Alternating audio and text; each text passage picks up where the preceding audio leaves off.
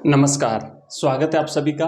आज़ादी के बाद का स्वर्णिम भारत, ये पेपर का सेट हमारा 2 है। पहला वाला जितना इम्पोर्टेंट था उससे भी ज़्यादा इम्पोर्टेंट क्वेश्चंस जो सीधे आपकी परीक्षा में छपने वाले हैं। अभी देख लेना आप कैसे प्रश्न है और फिर आप जब पेपर देने जाओ तब देख लेना। तो अगर आपकी शानदार तैयारी है तो आपका रिवीजन हो जाएगा, और अगर आपने इससे पहले कुछ भी नहीं पढ़ा है तो ये पेपर जरूर पढ़ के जाना, नहीं तो पछताना पड़ेगा आपको। इतने शानदार क्वेश्चन हैं और आंसर के साथ मैं आपको अवेलेबल कराऊंगा। तो यहाँ पे हम शुरू करते हैं पहले प्रश्न से। ये रहा आपका पहला प्रश्न, आप खुद बताएंगे इसका आंसर मुझे, और फिर हम देखने वाले हैं इसका राइट आंसर क्या है। इसकी पीडीएफ मैं आपको अवेलेबल करा दूंगा टेलीग्राम चैनल में, जैसा कि इससे पहले सारे वीडियोस की पीडीएफ मैंने आपको अवेलेबल करा दी है। तो प्रश्न पहला है, सबसे पहले हम बहुचयनात्मक और एमसीक्यूज टाइप के प्रश्न है उसको कर लेते हैं। ऑपरेशन फ्लड का संबंध किस क्रांति से है? 2 क्रांतियां हुई थी, याद रखना, फटाफट से रिवीजन करा देता हूं। एक हुई थी हरित क्रांति और दूसरी हुई थी श्वेत क्रांति। ठीक है ना। ये श्वेत क्रांति जो है, इसी श्वेत क्रांति को कहते हैं ऑपरेशन फ्लड। याद रखना, इस श्वेत क्रांति को ही कहते हैं ऑपरेशन फ्लड। ये श्वेत क्रांति दुग्ध क्रांति, जो ऑपरेशन फ्लड है वो दुग्ध उत्पादन में वृद्धि के लिए की गई थी। श्वेत दूध सफेद होता है ना, तो ऐसे याद रखना श्वेत। हरित हरियाली, हरियाली जैसे गेहूं चावल फसलें जो है वो हरी होती है, इसलिए हरित क्रांति फसलों से संबंधित है और श्वेत क्रांति दूध से संबंधित है। तो प्रश्न पूछा है ऑपरेशन फ्लड का संबंध किस क्रांति से है, तो वो श्वेत क्रांति से है। और श्वेत क्रांति यानी दुग्ध क्रांति जो थी, या फिर दूध उत्पादन में वृद्धि के लिए जो क्रांति थी, इसके जनक माने जाते हैं डॉक्टर वर्गीस कुरियन। डॉक्टर वर्गीस कुरियन, ठीक है ना, वर्गीस कुरियन याद रखना। यहां से प्रश्न बनेगा और इंपोर्टेंट है इसलिए याद रखना। हरित क्रांति का आएगा एमएस स्वामीनाथन, एमएस स्वामीनाथन, याद रखना ये एमएस स्वामीनाथन। चलिए आगे बढ़ते हैं। नेक्स्ट हमारा जो प्रश्न है अगला इसका, वो है, इसका राइट आंसर आप देख सकते हो, यहाँ पे हमने लिखा हुआ है श्वेत क्रांति। ठीक है ना, ऑप्शन बस श्वेत क्रांति। नेक्स्ट देखो अगला क्वेश्चन है कि विश्वनाथ प्रताप सिंह जो है, यानी वीपी सिंह, विश्वनाथ प्रताप सिंह भारत के प्रधानमंत्री कब बने थे? इंपोर्टेंट है, इनका टॉपिक हमने कंप्लीट पढ़ लिए हैं। और अगर आपने टॉपिक नहीं पढ़े हो ना, अभी भी टाइम है, एग्जाम से पहले आप आई बटन पे लिंक मिलेगा या इस वीडियो के डिस्क्रिप्शन में हमारे पूरी प्लेलिस्ट का लिंक मिल जाएगा। आजादी के बाद का स्वर्णिम भारत की पूरी प्लेलिस्ट बनी हुई है, जहां पर चैप्टर वाइज प्रत्येक चैप्टर के हमने 50-50 प्रश्न जो है वो आपको वहां पे दे रखे हैं। कुछ भी नहीं बचेगा आपका, कंप्लीट आपको रिवीजन करके जाना है। तो विश्वनाथ प्रताप सिंह आपको बच्चों याद रखना है 1989 में ये भारत के प्रधानमंत्री बने थे। अगला क्वेश्चन देखो, नेक्स्ट है हमारा, नेक्स्ट बढ़ते हैं अगले क्वेश्चन पे, और ये रहा हमारा तीसरा प्रश्न। भारत 1998 में परमाणु परीक्षण, पोखरण सेकंड का कोड नाम क्या था? भारत ने 2 बार परमाणु परीक्षण किया है। पहला परमाणु परीक्षण किया था बच्चों 1974 में, 1974 में ना, 18 मई 1974 को किया था। ये पहला परमाणु परीक्षण था।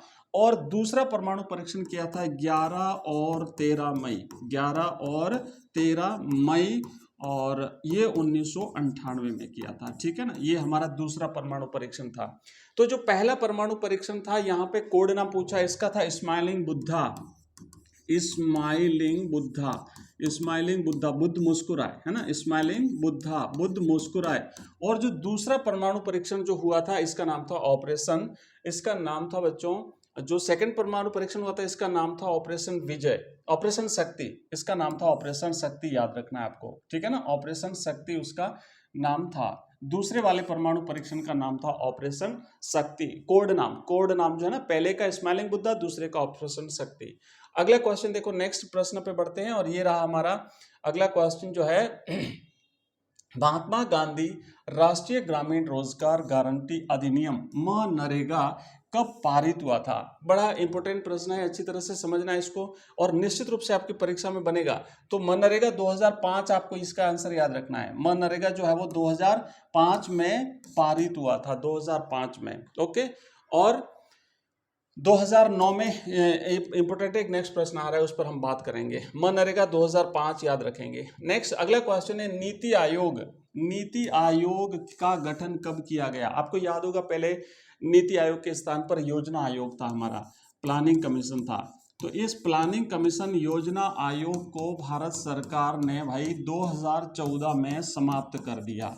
ठीक है, 2014 में समाप्त कर दिया। और इसी के स्थान पर फिर भारत सरकार ने NITI नीति आयोग की स्थापना 1 जनवरी 2015 को करी है। 1 जनवरी 2015 इसका सही जवाब है। ये भारत सरकार का थिंक टैंक है, याद रखना, ये भारत सरकार का थिंक टैंक है, सरकार को सलाह देने का कार्य करता है। और नीति आयोग के अध्यक्ष होते हैं प्रधानमंत्री। यहां से भी प्रश्न बनता है, इसलिए इंपॉर्टेंट है, ध्यान रखना।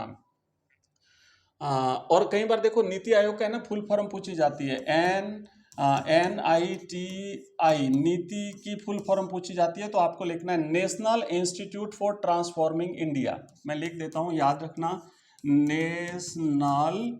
National institute INSTITUTE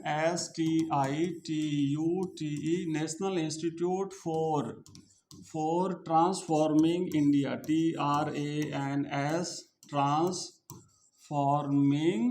India, national institute for transforming India. चलिए अगला क्वेश्चन, नेक्स्ट हमारा प्रश्न आपके सामने है, निम्न में से कौन सा अधिनियम 2009 में अधिनियमित हुआ था? अभी आया था ना 2009, मैंने आपको बताया था, मनरेगा 2005 में, तो 2009 में कौन सा अधिनियम अधिनियमित हुआ था?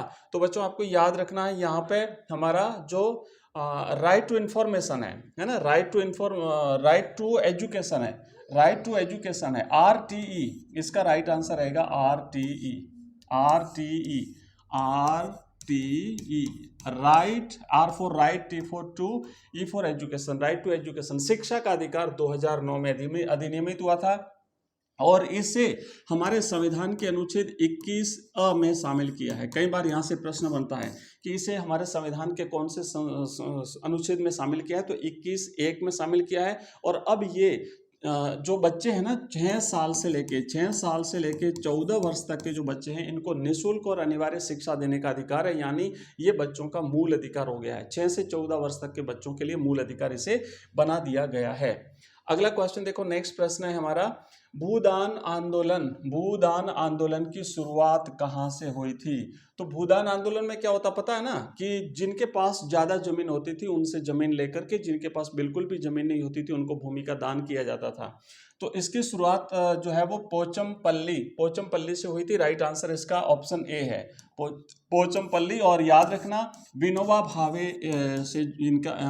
भावे से इसका संबंध है ना, भूदान आंदोलन की शुरुआत भूदान आंदोलन विनोबा भावे आप लोग याद रखेंगे।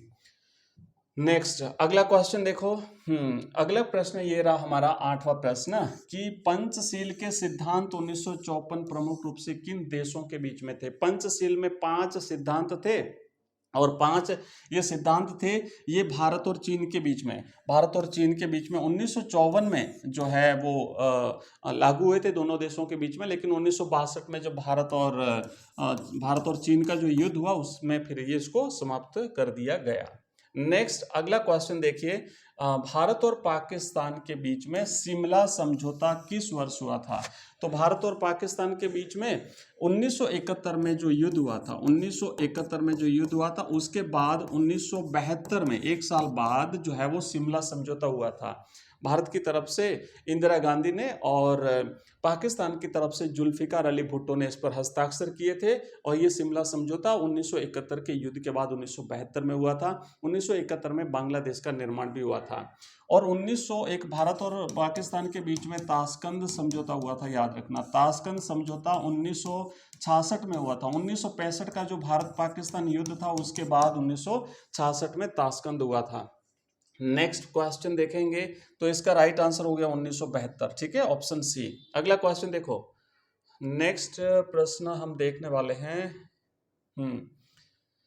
पंचशील हो गया हमारा, भारत पाकिस्तान युद्ध हो गया, बैंकों का राष्ट्रीयकरण। अगला क्वेश्चन आपको देखना है कि भाई बैंकों का राष्ट्रीयकरण जो है, 14 बैंकों का राष्ट्रीयकरण किया गया था। 14 जो बैंक थे हमारे, इनका राष्ट्रीयकरण, तो आपको बता दूं बैंकों का राष्ट्रीयकरण 2 चरणों में पूरा हुआ था। पहला चरण था जिसमें पहले चरण में 14 बैंक थे, और यही पूछा है कि 14 बैंकों का राष्ट्रीयकरण किस वर्ष हुआ था? तो 1979, देखो यहाँ पे इसका राइट आंसर मैं आपको बता दूं 1969 में हुआ था। 19 हाँ, option C is the right answer. 1969 में बैंकों का राष्ट्रीयकरण हुआ था।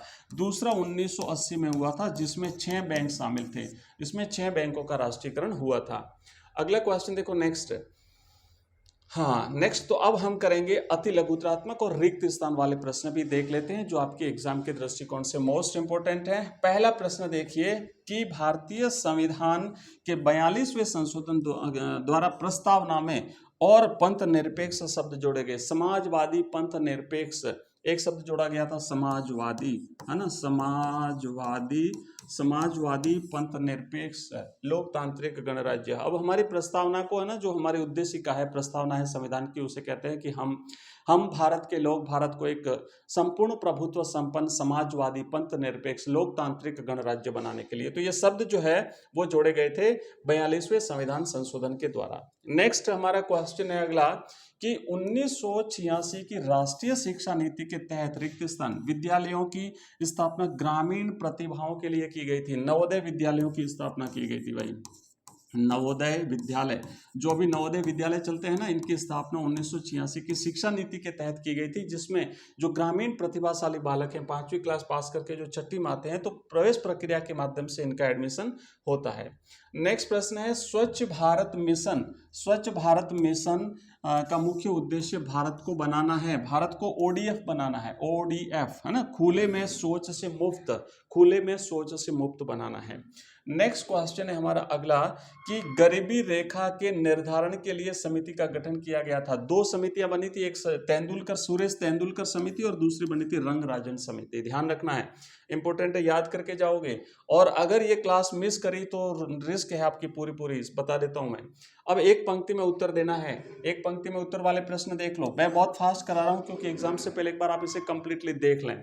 तो प्रीवी पर्स की समाप्ति किस संविधान संशोधन के द्वारा हुई थी? एक्चुअली प्रीवी पर्स जो है ना, वो जो पूर्व राजघराने थे उनको सरकार की तरफ से विशेष भत्ते और विशेष सुविधाएं दी जाती थी, वो प्रीवी पर्स कहलाता था। तो इसका जो इनको समाप्त करना था वो 26वें संविधान संशोधन 1971 के द्वारा इसे समाप्त किया गया था।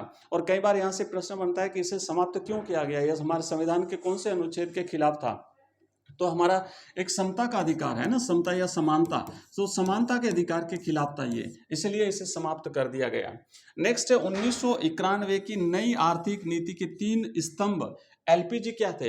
तो एल का मतलब होता है लिबरलाइजेशन, जिसे उदारीकरण कहते हैं, पी का मतलब होता है प्राइवेटाइजेशन, जिसे निजीकरण कहते हैं, और जी का मतलब होता है ग्लोबलाइजेशन, जिसे वैश्वीकरण कहते हैं। तो ये है उदारीकरण, निजीकरण और वैश्वीकरण। मोस्ट इंपोर्टेंट है, याद रखना इस प्रश्न को, सारे के सारे इंपोर्टेंट क्वेश्चन है ये, बिल्कुल ध्यान रखेंगे आप लोग। अगला प्रश्न है आधार कार्ड जारी करने वाली संस्था का नाम क्या है? तो आधार कार्ड जो जारी करती है ना, वो है यूआईडीएआई, यूआईडीएआई, भारतीय विशिष्ट पहचान प्राधिकरण। और इंग्लिश में अगर आप लिखना चाहो तो यू का लिखेंगे यूनिक, आई का मतलब identification authority, I for authority और I for India, unique identification authority of India.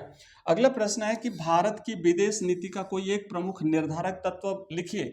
तो भौगोलिक स्थिरता, स्थिति और आर्थिक विकास। ठीक है, तो अब हमने यहां तक तो कर दिया, और बाकी आगे हमारे 2 से 3 अंक वाले जो प्रश्न है, इसको नेक्स्ट पार्ट में आपको मैं अवेलेबल करा दूंगा। आप कमेंट कर दीजिए अगर आपको ये चाहिए, तो नेक्स्ट पार्ट या नेक्स्ट वीडियो करके मुझे कमेंट कर दीजिए इस वीडियो के कमेंट बॉक्स में, मैं आपको बता दूंगा।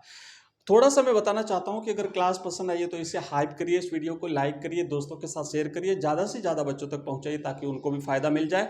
और निश्चित रूप से जब आपका एग्जाम कंप्लीट हो जाएगा तो मैं इस पेपर का पूरा सॉल्यूशन करा दूंगा, और आपको पता चल जाएगा हमारी क्लास में से 100% प्रश्न आपको मिलने वाले हैं, क्योंकि हमने 5 चैप्टर कंप्लीट करवाए। ध्यान देना, पूरे 5 चैप्टर मैंने आपके सारे के सारे कंप्लीट करवाए हैं। चैप्टर वाइज हमने 50-50 प्रश्न किए हैं, साथ ही साथ कुछ नोट्स भी अवेलेबल कराए हैं, और मैंने आपको 2 मॉडल पेपर दिए हैं, और मैंने आपको एक प्रीवियस ईयर्स के पेपर का सॉल्यूशन अवेलेबल कराया है।